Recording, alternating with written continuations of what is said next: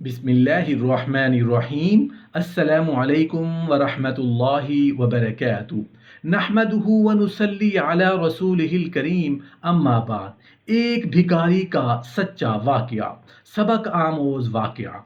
मोहतरम नाजरीन, कहा जाता है कि दुनिया दारुल अमल है, इसीलिए हमें ज़िंदगी में कोई अमल ज़ाय नहीं करना चाहिए। छोटी से छोटी नेकी को भी करना चाहिए। हमें इंसानियत के काम आना चाहिए, जानवरों के, कीड़े मकोड़ों के, जहाँ तक हमसे हो सकता है हम किसी की तजलील ना करें। हो सकता है हमारी कोई छोटी सी नेकी अल्लाह को पसंद आ जाए और वो सबब बन जाए हमारी मगफिरत का, जिससे हमारी दुनिया भी संवर जाए और हम आखिरत में भी अल्लाह के सामने सुरखरू हो सके। एक भिखारी मस्जिदों के बाहर बैठकर भीख मांगता था। उसको भीख मांगते हुए 10 से 15 साल हो चुके थे। ये मस्जिदों के बाहर बैठकर कहता कि कोई है जो अल्लाह के नाम पर मुझे 10 रुपए देता जाए, ये गरीब उसे दुआ देगा। कुछ लोग उसके पास से भीख दिए बगैर गुजर जाते, तो कुछ लोग को रहम आता तो वो उसे भीख देकर चले जाते थे।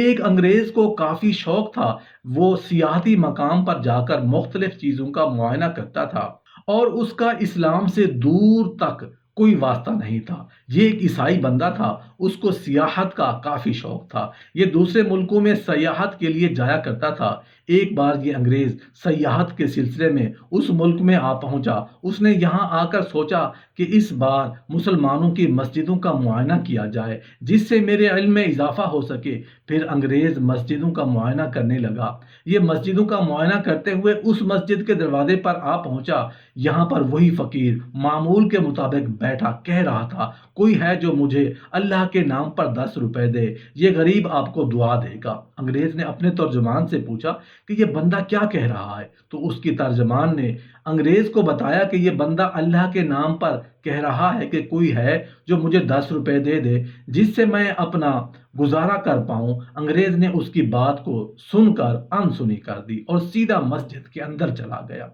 कुछ देर तक वो मस्जिद का मुआयना करता रहा। ये मस्जिद की खूबसूरती देखकर काफी मुतासिर हुआ। मस्जिद के बाहर निकल आया। ये भिखारी वहां पर वैसे ही मौजूद बैठा था जैसे ही उसने पहले देखा था। दोबारा भी भिखारी अपनी वही अल्फाज कह रहा था, है कोई जो मुझे अल्लाह के नाम पर 10 रुपए दे। उस वक्त अंग्रेज ने अपनी जेब से $100 निकाल लिए और निकाल कर तर्जमान से कहा कि इस भिखारी को कहो कि रब तुम्हें क्या देगा, ये लो मेरी तरफ से और ऐश करो।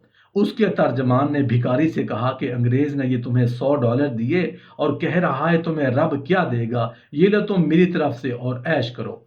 भिखारी ने कहा, उस अंग्रेज से कहो कि मैं मांग तो अपने रब से रहा था और उसने मेरी दुआ उस अंग्रेज के जरिए पूरी कर दी, जिसको जरिया बनाकर भेजा है। बेशक रिज़्क का वादा तो मेरे रब ने किया है और उसने मुझे अता कर दिया। अब अंग्रेज भी भिखारी और अपने तर्जुमान की बातें सुन रहा था, पर उसको ये मालूम नहीं था कि उन बातों का मतलब क्या है। अंग्रेज ने अपने तर्जुमान से कहा कि उस भिखारी ने क्या कहा। उस भिखारी ने क्या जवाब दिया। उसके तर्जुमान ने कहा कि भिखारी कह रहा है कि मैं मांग तो अपने रब से रहा था और उसने तुम्हें जरिया बनाकर मेरी मांग पूरी कर दी है और तुम्हारे जरिए मेरे रब ने मुझे अता कर दिया है। अब ये बात अंग्रेज के दिल पे जाके लगी। अब अंग्रेज दिल ही दिल में सोचने लगा कि बात तो भिखारी की बिल्कुल ठीक है। उसकी मांग तो जैसे भी हुई है पूरी तो हो गई है। ये मांग तो अपने रब से रहा था, अरे मेरे जरिए उसके रब ने उसकी मांग पूरी कर दी। ये अंग्रेज वहां से चला आया। जब तक किसी इंसान के दिल पर मोहर लगी रहती है, वो अपने आमाल से भटका रहता है। कुछ दिन तक मस्जिदों का मुआयना करने के बाद अंग्रेज ने सोचा, क्यों अब रेगिस्तान का चक्कर लगाकर सैर व तफरीह की जाए। अंग्रेज के अंदर जस्तजू वैसे भी काफ़ी पाई जाती है। अंग्रेज़ ने अपने तर्जुमान से कहा कि मुझे रेगिस्तान का चक्कर लगाना है और हम वहाँ पर कुछ दिन का रहकर मुआयना करेंगे। उसके तर्जुमान ने कहा, ठीक है, हम सुबह होते ही सफ़र पर रवाना हो जाएंगे। जैसे ही सुबह हुई, अंग्रेज़ ने अपने दिल की मुराद को पूरा करने के लिए रेगिस्तान का रुख कर लिया। अब अंग्रेज़ और उसका तर्जमान ये दोनों रेगिस्तान के अंदर पहुंच गए। अंग्रेज़ ने रेगिस्तान के अंदर आकर कैंप लगा लिया। 1 से 2 दिन यहाँ मुआयना करने के बाद उसकी दिलचस्पी और बढ़ गई। ये अपने साथ 2 दिन का सामान लाए थे। ان کے پاس اب پانی اور سامان ختم ہو رہا تھا۔ انگریز نے اپنے ترجمان سے کہا کہ وہ ہمارے پاس جو بھی سامان باقی تھا وہ ختم ہو چکا ہے، لیکن میرا دل نہیں چاہ رہا واپس جانے کو، میں یہاں پر کچھ دن اور رکنا چاہتا ہوں۔ تم ایک کام کرو، شہر جا کر سامان لے آؤ، کیونکہ ہمارے پاس آج تک کا سامان اور پانی بچا ہے، یہ نہ ہو یہ بھی ختم ہو جائے۔ اس کا ترجمان ریگستان سے روانہ ہو کر شہر کی طرف چلا گیا۔ 3 سے 4 گھنٹے گزر جانے کے بعد اس کا ترجمان واپس نہیں آیا۔ اب اوپر سے موسم کافی خراب ہونے لگ گیا۔ جب ریگستان کے اندر ریت کا طوفان آتا ہے، انسان پوری طرح سے اس کے اندر دفن ہو جاتا ہے اور پتہ تک نہیں چلتا انسان کہاں غائب ہو گیا۔ اب کچھ ہی دیر میں اوپر سے گرد و غبار اٹھا اور اس نے پوری طرح سے انگریز کے کیمپ کو اکھاڑ ڈالا۔ انگریز بھی خود کو بچتے بچاتے ہوئے وہاں سے ریگستان کے اندر کھو گیا۔ اوپر سے طوفان کافی تیز ہو چکا تھا۔ اب انگریز کو دور دور تک نہ تو کوئی بندہ دکھائی دے رہا تھا اور نہ ہی کوئی اور چیز نظر آ رہی تھی، کیونکہ طوفان پوری طرح سے تباہی لا چکا تھا۔ 1 سے 2 گھنٹے بعد طوفان ختم ہو گیا۔ اب انگریز کو یہ معلوم نہیں تھا یہ کہاں پر موجود ہے۔ یہ 2 سے 3 فٹ ریت کے اندر دب چکا تھا۔ اس نے کسی طرح کر کے خود کو ریت سے باہر نکالا، پھر اس کی سانسیں پھول رہی تھیں، اس نے ہمت نہیں ہاری اور خود کو وہاں سے نکال لیا۔ رات کافی گہری ہو چکی تھی، نہ ہی اب اس کے ترجمان کا پتہ تھا انگریز کہاں ہے، کیونکہ اب اس کا ترجمان وہاں پر آ بھی نہیں سکتا تھا۔ پہلے سے ہی طوفان نے اتنی تباہی مچا رکھی تھی۔ انگریز کو اب پورا اندازہ ہو چکا تھا کہ اس کا موت کے علاوہ اب کوئی اور سہارا نہیں بچا، کیونکہ اب اس کو کافی شدید پیاس نے گھیرا ہوا تھا۔ اس کے پاس نہ پانی تھا نہ کچھ کھانے کو، کیونکہ اس کا کیمپ طوفان کی وجہ سے سینکڑوں دور جا چکا تھا۔ اب اسے ایک ہی چیز دکھائی دے رہی تھی اور وہ تھی موت۔ کہتے ہیں جب انسان برے وقت میں پھنس جاتا ہے اور اسے کوئی دوسرا راستہ دکھائی نہیں دیتا تو پھر وہ رب کی طرف رجوع کرتا ہے۔ اب انگریز نے سوچا کہ میں نے جس وقت اس بھکاری کو پیسے دیے تھے، بھکاری کی دعا قبول ہو گئی اور میں اس کو پیسے دینے کا ذریعہ بنا۔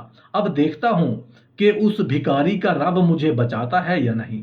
انگریز اسی وقت پکارنے لگا کہ اے اس بھکاری کے رب، تو نے اس بھکاری کی دعا سن لی، اب میری بھی دعا سن لے۔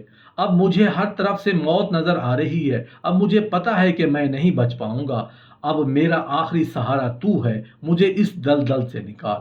اگر وہ بھکاری سچا تھا تو مجھے یہاں سے زندہ نکال لے گا۔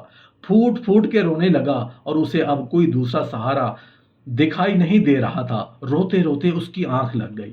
جیسے ہی اس کی آنکھ کھلی تو صبح ہو چکی تھی اور اس کے سر پر اس کا ترجمان کھڑا اس کو جگانے کی کوشش کر رہا تھا۔ اس کے منہ پہ پانی ڈال رہا تھا۔ جیسا ہی اس کے منہ کے اندر پانی گیا تو یہ اٹھ کر بیٹھ گیا اور کہنے لگا واقعی بھکاری کا رب سچا تھا اور میں نے اسی رب سے مدد مانگی جبکہ موت میرے سر پر آ پہنچی تھی اور اس نے مجھے بچا لیا، جبکہ اتنے گہرے طوفان نے پوری طرح سے تباہی مچائی۔ مجھے ہر طرف سے موت ہی موت نظر آتی تھی اور اس نے مجھے ایسی نیند میں ڈال دیا کہ میری ساری تکالیف دور ہو گئی۔